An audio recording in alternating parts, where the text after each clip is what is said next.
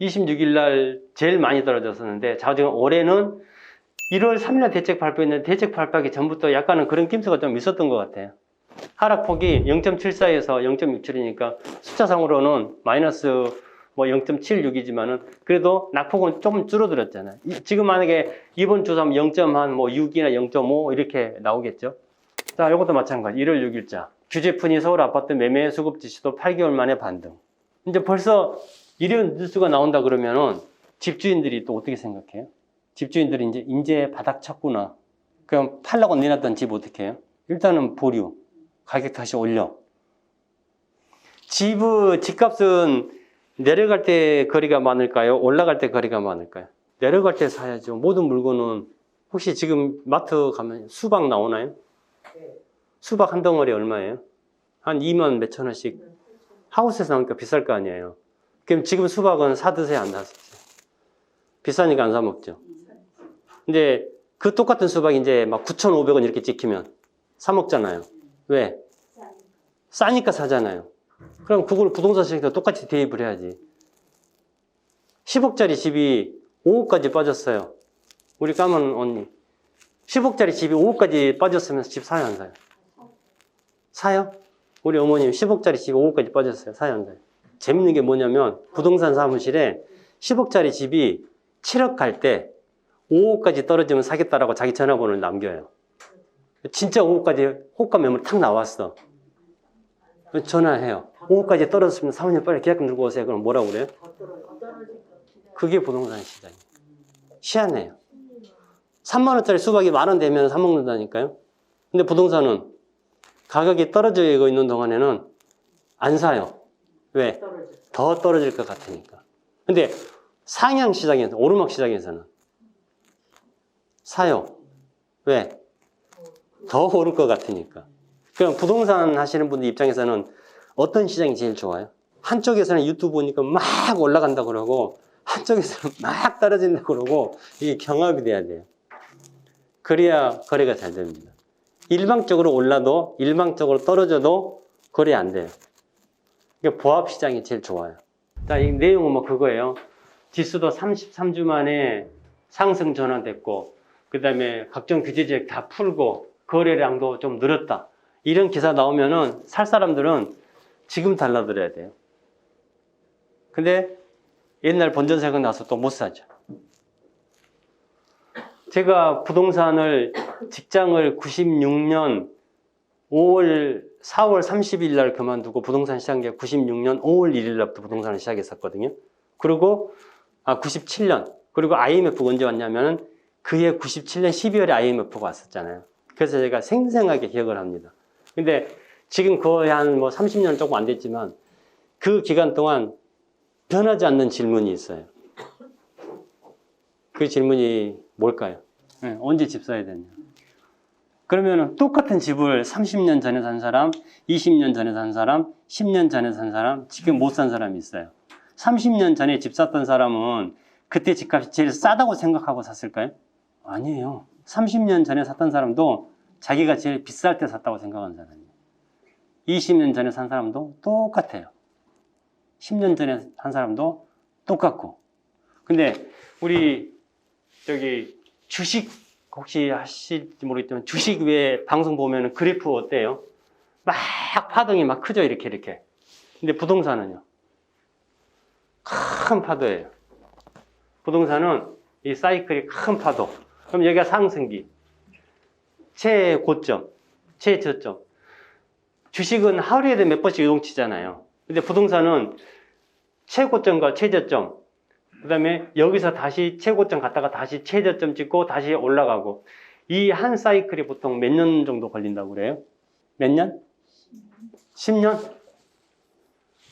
그러면은 10년 주기설 많이 이야기 들어보셨죠? 97년, 그러니까 12월이니까 98년에 집값이 최저점 찍었어요. 그리고 10년 주기설 갖다 붙이면은 2008년도에 뭐가 있었어요?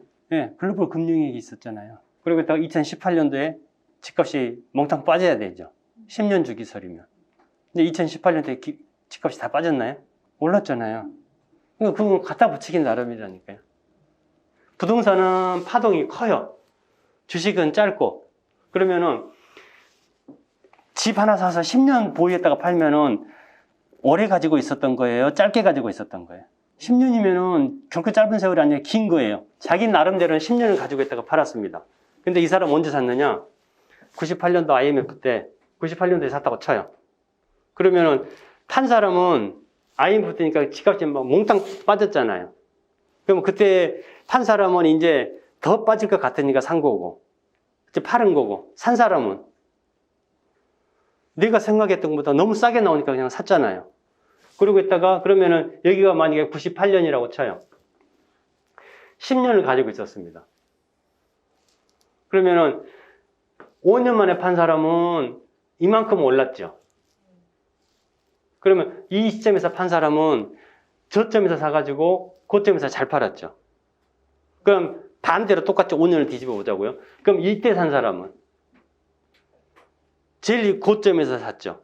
그렇게 딱 5년을 가지고 있다 팔았는데 어떻게 됐어요? 제일 저점에 팔았어요. 그러면은 부동산은 5년으로 보면은 여기서 이 사람은 정말 투자를 잘한 거고 여기서 이 사람은 잘못한 거죠. 근데 시기를 내가 5년을 더 가지고 가버리면 다시 또 회복됐잖아요. 그럼 지금 가격하고 30년 전 가격하고 30년 전 가격보다 지금 가격이 더 못한 아파트가 대한민국에 있을까요? 없어요. 절대 없어요. 부동산은 장기적으로 보면은 그냥 마음 편하게 장기적으로 간다 그러면은 절대 걱정할 일이 사실 없거든요. 근데 이 사이클을 반대로 타신 분들이 있어요. 희한하게 10년을 주기로 가는데 10년을 주는데 내가 고민해서 샀는데 제일 비쌀 때 샀어. 글로벌 금융위기 오기 전에. 그리고 이제 미국에서 서프라임 모기지 오다 보니까 전세가 집값이 다 빠졌어요. 그렇게 했다가 어떻게 기다리다 팔았는데 제일 저점에 팔았어요. 이 사람은 사이클을 여기서 사서 여기 판 사람이 있는 반면에 제일 고점에 사고 제일 저점에 판 사람은 똑같은 기간을 가지고 있는데 사이클을 반대로 타다 보니까 누구는 제일 저점에 사서 제일 고점에 팔고 누구는 제일 고점에 사서 제일 저점에 파는 이런 상황이 생기는 거죠. 근데 한 번 더 길게 가버리면은 다 만회가 되는 거죠.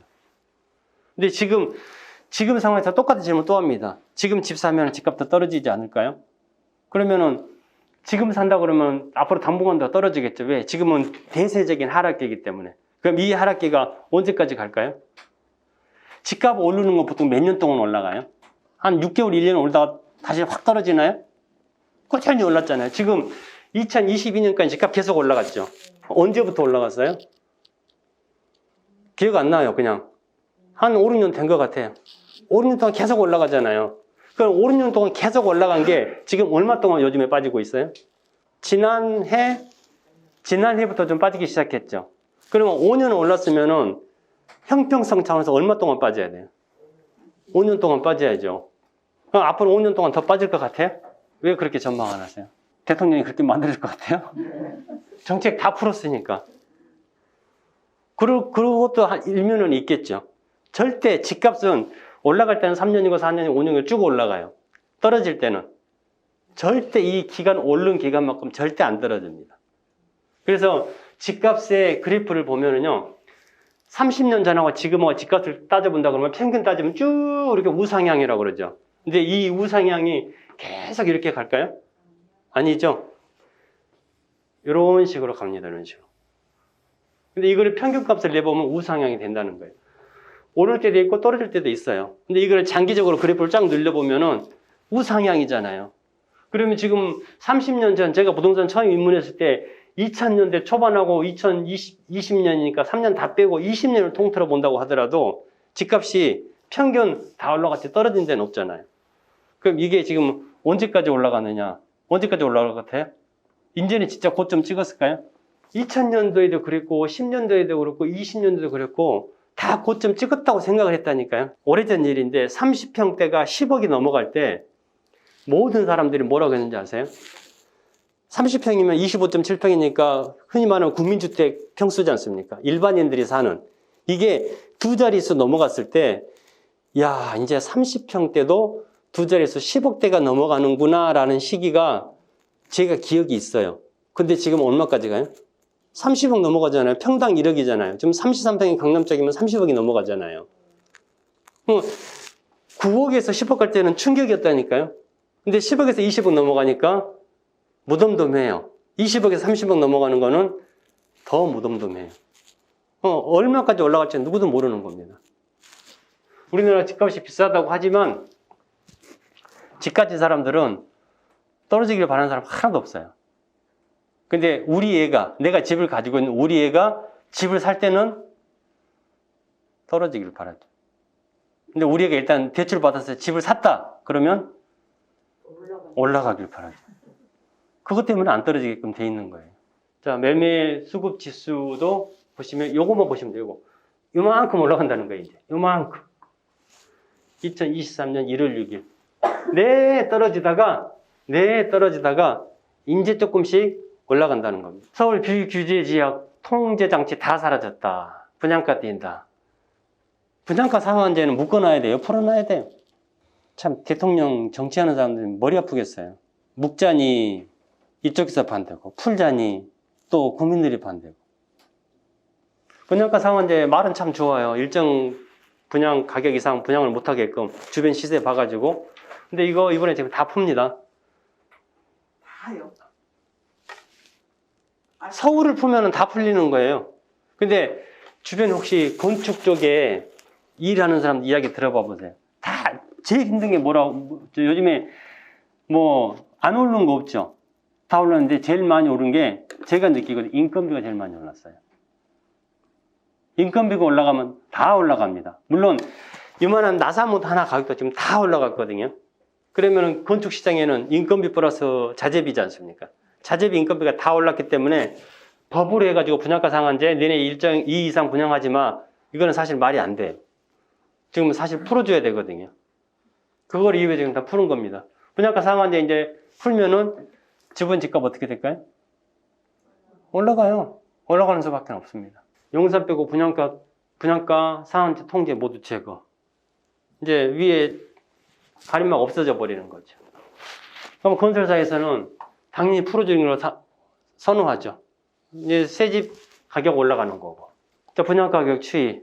다 뭐 작년 대비, 재작년 대비 1년 만에 다 올라가는 거죠. 분양 가격이 빠진다는 건 말이 안 되죠. 우리가 지금 다 알고 있잖아요. 인건비하고 물건값이 다 올라갔으니까 분양가는 당연히 올라갈 수밖에 없다. 조선일보에서 오늘 기사인데 재직증명서 좀 봅시다. 세입자가 집주인 면접한다는 기사. 그러니까 지금 이제 집주인하고 세입자 이 시장 자체가 지금 바뀌다 보니까 지금 그 이제 깡통 증세 많이 나오잖아요. 그것 때문에 등기부등본 떼어보면 집주인 세금 체납한 거 나와요, 안 나와요? 안 나와요. 등기부등본에는 이제 국세 뭐 안 돼서 집에 이제 압류가 붙거나 이런 거는 나오지만 집주인이 뭐 금전적인 문제, 가압류라든지 이런 거는 등기부등본에 기재된 거는 나오지만 등기부등본 떼어보면 대출이 하나도 없어요. 근데 이 사람이 지금 신용상으로는 신용 등급도 막 안 좋고 카드 연체한 건 등기부등본에 나와요, 안 나와요?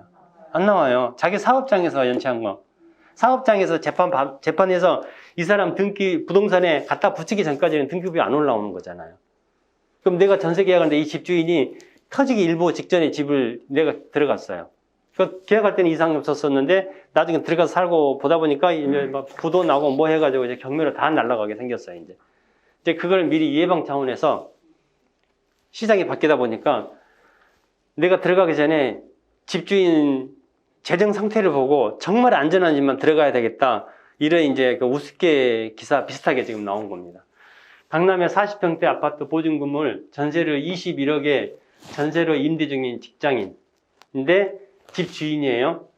계약서 쓰러 갈 때 재직증명서하고 국세 지방세 왕납증명서를 부동산에서 챙겨오라고 그랬대요. 세입자가 요구하니까 깨끗해야지 세입자가 계약하겠다고. 그럼 세입자 입장에서는 21억이면은 이 사람 입장에서는 전 재산이잖아요. 작은 금액이 아니지 않습니까? 당연히 그렇게 할 상황이죠. 요즘 상황에서는. 세입자가 그에게 보증금을 믿고 맡겨도 될지 임대인 재무 상태를 확인하고 싶다고 요구를 했다. 그러니까 사실 이거 다 뭐 언론이나 여론에서 이렇게 분위기 띄우니까 이제 따라가는 거죠, 이제. 자, 갑을로 말하던 판도가 지금 이제 개정되고 있다, 바뀌고 있다, 그런 내용입니다. 이제 아까 대출 이자도 부담을 해주고요. 그 다음에 집도 고쳐주는 뭐 그런 내용이에요. 세입자가 원하는 대로 300만 원이 넘는 돈에서 등 갈아주고 이렇게 해야지 세입자가 집을 얻겠다고 그래가지고 수리해주고. 마지막 제가 여담하면서 하면 더 끝낼게요. 전세 넘을 때 집주인이 도배해주나요? 도배받아? 장판? 해줘요? 법으로 정해져 있어요? 없어요. 없는데 시장 분위기에 따라서 요즘 같은 상황은 어떻게 해야 돼요? 집주인이 도배 장판 새로 해줄 테니까 들어오세요라고 하죠. 근데 희한하게 지방 가면은요, 기본적으로 집주인이 수리 다 해놓고 전세를 줍니다. 이제 서울은 안 그래요. 그래서 서울 깍쟁이라는 말이 그래서 있는 것 같아요. 지방은 진짜 도배 장판 집주인들이 다 해줘요. 근데 서울 쪽에서는 전세 얻었는데 집이 좀 지저분하다 그러면 세입자가 자기 비용 들어 도배 장판 하고 들어오는 거죠. 대부분 일반적으로. 근데 그게 정해진 거는 없습니다. 요즘에 이제 뭐 화장실, 변기, 수도꼭지 다 이런 거지 다 고쳐줬다고 그러잖아요. 표는 계약 갱신중에 보증금 인하 비율. 4분기, 작년 4분기에 월등히 높죠. 이거는 뭐예요? 계약 갱신 중에 보증금을 집주인이 주고 재계약을 했다는 거죠. 그 비율이 예전에 비해서 엄청 많아졌죠. 그런 표입니다. 그 다음에 이제 제일 문제가 되는 게 갭 투자. 나는 돈 하나도 없이 그냥 전세만 몽땅 끼고 집을 산 사람들 중에서 전세 가격이 올라갈 걸 예상하고 집을 샀는데 전세 가격이 이제 떨어지다 보니까 차익 부담 못해서 그런 이제 문제가 생기는 거죠. 그게 이제 더 커지고 그걸 이제 아예 좀 나쁘게 이야기하면은 그걸 악의적으로 이용했는 경우가 이제 빌라왕 그런 얘기가 되죠.